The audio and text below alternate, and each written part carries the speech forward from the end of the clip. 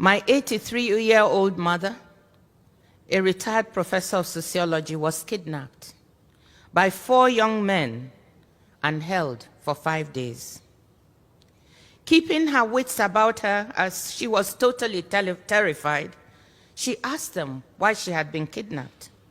And they told her, quote, "Because your daughter, the finance minister, refused to pay oil marketers their dues." The kidnappers, negotiating with my brother, demanded my resignation publicly. I should go on television publicly and announce my resignation and depart from the country as a condition for my mother's release. Needless to say, these were some of the worst days of my life.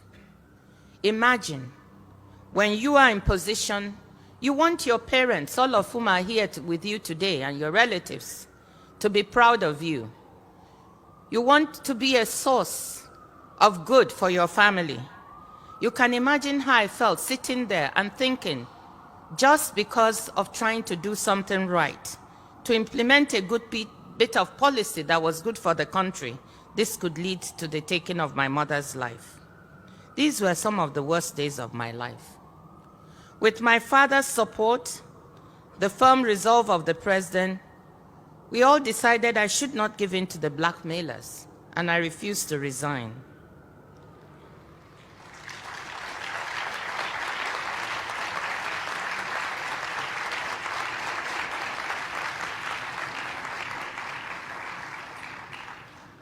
Following a manhunt, I'm sorry, I still feel emotional when I talk about it.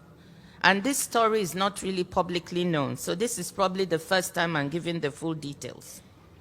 Following a manhunt for my mother by police and security agencies, she was able to make a dramatic escape after 5 days in captivity, where she had only been given water and half of a sausage roll.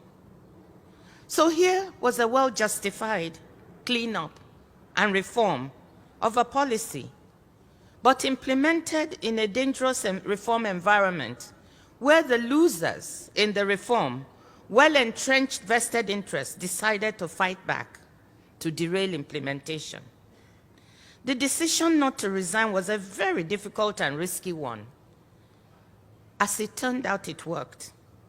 But there are days I ask myself, on my down days, what if it hadn't?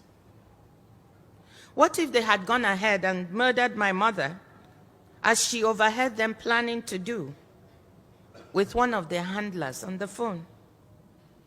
Could I have justified trading off firmness on policy and standing up to blackmailers, implementing a good piece of public policy for my mother's life? What decision would you have made?